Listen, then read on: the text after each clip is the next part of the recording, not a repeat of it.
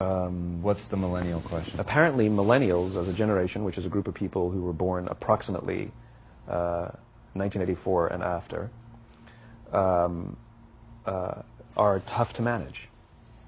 And they're accused of being entitled and narcissistic and self-interested, unfocused, lazy. But entitled is the big one. And because they confound leadership so much, what's happening is leaders are asking the millennials, what do you want? And millennials are saying, we want to work in a place with purpose, love that. We want to make an impact, you know, whatever that means. We want free food and beanbags. And so somebody articulates some sort of purpose, there's lots of free food and there's beanbags, and yet for some reason they're still not happy. And that's because they're missing, there's a missing piece. What I've learned is that I can break it down into four pieces, right? There are four things, four characteristics. One is parenting, the other one is technology, the third is impatience, and the fourth is environment. The generation that we call the millennials, too many of them grew up subject to, not my words, failed parenting strategies, you know, where, for example, they were told that they were special all the time. They were told that they could have anything they want in life, just because they want it, right? They were told, some of them got into honors classes, not because they deserved it, but because their parents complained. And some of them got A's, not because they earned them, but because the teachers didn't want to deal with the parents. Some kids got participation medals. You got a medal for coming in last, right? Which the science we know is pretty clear, which is it devalues the medal and the reward for those who actually work hard. And it actually makes the person who comes in last feel embarrassed because they know they didn't deserve it. So it actually makes them feel worse, right? So you take this group of people, and they graduate school, and they get a job, and they're thrust into the real world, and in an instant, they find out they're not special, their moms can't get them a promotion, that you get nothing for coming in last, and by the way, you can't just have it because you want it, right? And in an instant, their entire self-image is shattered. And so you have an entire generation that's growing up with lower self-esteem than previous generations. The other problem, to compound it, is we're growing up in a Facebook, Instagram world. In other words, we're good at putting filters on things. We're good at showing people that life is amazing even though I'm depressed, right? And so everybody sounds tough, and everybody sounds like they got it all figured out. And the reality is there's very little toughness, and most people don't have it figured out. And so when the more senior people say, well, what should we do? They sound like, this is what you got to do. And they have no clue. Right? So you have an entire generation growing up with lower self-esteem than previous generations, right? Through no fault of their own. Through no fault of their own, right? They were dealt a bad hand, right? Now let's add in technology. We know that engagement with social media and our cell phones releases a chemical called dopamine. That's why when you get a text, it feels good. Right? So, you know, we've all had it where you're feeling a little bit down or feeling a bit lonely, and so you send out 10 texts to 10 friends, you know, hi, hi, hi, hi, hi, because it feels good when you get a response, right? Right? It's why we count the likes, it's why we go back 10 times to see if my Instagram is growing slower, did I do something wrong? Do they not like me anymore, right? The trauma for young kids to be unfriended, right? Because we know when you get it, you get a hit of dopamine, which feels good. It's why we like it. It's why we keep going back to it. Dopamine is the exact same chemical that makes us feel good when we smoke, when we drink, and when we gamble. In other words, it's highly, highly addictive, right? We have age restrictions on smoking, gambling, and alcohol, and we have no age restrictions on social media and cell phones, which is the equivalent of opening up the liquor cabinet and saying to our teenagers, hey, by the way, this adolescence thing, if it gets you down. But that's basically what's happening. That's basically what's happening, right? That's basically what happened. You have an entire generation that has access to an addictive, numbing chemical called dopamine through social media and cell phones as they're going through the high stress of adolescence. Why is this important? Almost every alcoholic discovered alcohol when they were teenagers. When we're very, very young, the only approval we need is the approval of our parents. And as we go through adolescence, we make this transition where we now need the approval of our peers. Very frustrating for our parents, very important for us. It allows us to acculturate outside of our immediate families into the broader tribe. right? It's a highly, highly stressful and anxious period of our lives, and we're supposed to learn to rely on our friends. Some people, quite by accident, discover alcohol and numbing effects of dopamine to help them cope with the stresses and anxieties of adolescence. Unfortunately, that becomes hardwired in their brains, and for the rest of their lives, when they suffer significant stress, they will not turn to a person, they will turn to the bottle. Social stress, financial stress, career stress. That's pretty much the primary reasons why an alcoholic drinks, right? What's happening is because we're allowing unfettered access to these dopamine-producing devices and media, basically it's becoming hardwired, and what we're seeing is as they grow older, too many kids don't know how to form deep, meaningful relationships. Their words, not mine. They will admit that many of their friendships are superficial. They will admit that their friends, that they don't count on their friends, they don't rely on their friends, they have fun with their friends, but they also know that their friends will cancel on them if something better comes along. Deep, meaningful relationships are not there because they never practice the skill set, and worse, they don't have the coping mechanisms to deal with stress. So when significant stress starts to show up in their lives, they're not turning to a person, they're turning to a device, they're turning to social media, they're turning to these things which offer temporary relief. We know, the science is clear, we know that people who spend more time on Facebook suffer higher rates of depression than people who spend less time on Facebook. Right? These things balance. Alcohol is not bad. Too much alcohol is bad. Gambling is fun. Too much gambling is dangerous. Right? There's nothing wrong with social media and cell phones. It's the imbalance.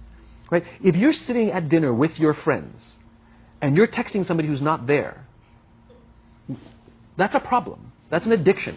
If you're sitting in a meeting with people you're supposed to be listening to and speaking, and you put your phone on the table, face up or face down, I don't care, that sends a subconscious message to the room that you're just not that important to me right now.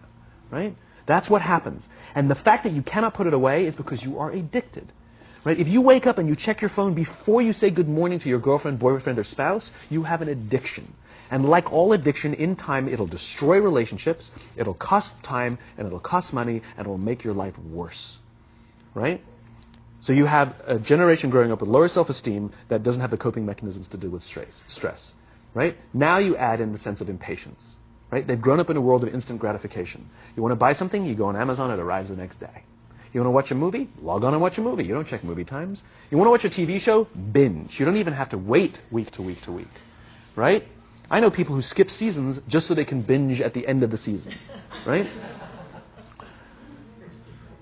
Instant gratification. You want to go on a date? You don't even have to learn how to be like, hey. You don't even have to learn and practice that skill. You don't have to be the uncomfortable one who says yes when you mean no and says no when you mean no, but yes when you... You don't have to swipe right. Bang, I'm a stud. Right? You don't have to learn the social coping mechanisms. Right? Everything you want, you can have instantaneously. Everything you want, instant gratification. Except job satisfaction and strength of relationships, there ain't no app for that. They are slow, meandering, uncomfortable, messy processes. And so I keep meeting these wonderful, fantastic, idealistic, hardworking, smart kids. They've just graduated school. They're in their entry-level job. I sit down with them and I go, how's it going? They go, I think I'm going to quit. I'm like, why? They're like, I'm not making an impact. I'm like, you've been here 8 months. You know? It's as if they're standing at the foot of a mountain and they have this abstract concept called impact that they want to have in the world, which is the summit. What they don't see is the mountain. I don't care if you go up the mountain quickly or slowly, but there's still a mountain. And so what this young generation needs to learn is patience. That some things that really, really matter, like love, or job fulfillment, joy, love of life, self-confidence, a skill set, any of these things, all of these things take time. Sometimes you can expedite pieces of it, but the overall journey is arduous and long and difficult. And if you don't ask for help and learn that skill set, you will fall off the mountain. Or you will, the worst case scenario, and we're already seeing it, the worst case scenario is we're seeing an increase in suicide rates. We're seeing an increase in this generation. We're seeing an increase in accidental deaths due to drug overdoses. We're seeing more and more kids drop out of school or take leaves of absence due to depression. Unheard of. These are all, this is really bad. The best case scenario, those are all bad cases, right? The best case scenario is you'll have an entire population growing up and going through life and just never really finding joy. They'll never really find deep fulfillment in work or in life. They'll just waft through life, and it'll be just, it's fine. How's your job? It's fine. It's the same as yesterday. How's your relationship? It's fine. Like that's the best case scenario. Which leads me to the fourth point, which is environment. Which is we're taking this amazing group of young, fantastic kids who are just dealt a bad hand. It's no fault of their own. And we put them in corporate environments that care more about the numbers than they do about the kids. They care more about the short-term gains than the long-term life of this young human being. We care more about the year than the lifetime, right? And so we are putting them in corporate environments that aren't helping them build their confidence, that aren't helping them learn the skills of cooperation, that aren't helping them overcome the challenges of a digital world and finding more balance, that isn't helping them overcome the need to have instant gratification and teach them the joys and impact and the fulfillment you get from working hard on something for a long time that cannot be done in a month or even in a year.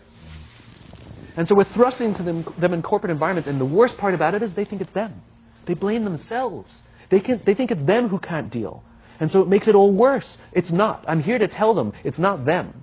It's the corporations. It's the corporate environments. It's the total lack of good leadership in our world today that is making them feel the way they do. They were dealt a bad hand, and I hate to say it, but it's the company's responsibility. Sucks to be you. Like, we have no choice, right? This is what we got, and I wish that society and their parents did a better job. They didn't. So we're getting them in our companies, and we now have to pick up the slack. We have to work extra hard to figure out the ways that we build their confidence. We have to work extra hard to find ways to teach them the social skills that they're missing out on. There should be no cell phones in conference rooms. None. Zero. And I don't mean the kind of like sitting outside waiting to text. I mean like when you're sitting and waiting for a meeting to start, this is what we all do. We all sit here and wait for the meeting to start. Meeting starting? Okay. And we start the meeting. No, that's not how relationships are formed. Remember we talked about it's the little things? Relationships are formed this way. We're waiting for a meeting to start and we go, how's your dad? I heard he was in the hospital. Oh, he's really good. Thanks for asking. He's actually at home now. Oh, I'm really glad. It was really amazing. I know, it was really scary for a while. That's how you form relationships. Hey, did you ever get that report done? Oh my God, no, I didn't. I'll help you out. Can I help you out with that? Really? That's how trust forms.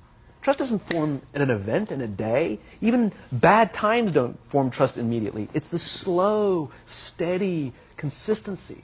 And we have to create mechanisms where we allow for those little innocuous interactions to happen. But when we allow cell phones in conference rooms, we just, okay, have the meeting. And then my favorite is like when there's a cell phone there and you go like this, you go. It rings and you go. I'm not going to answer that. Mr. Magnanimous, you know.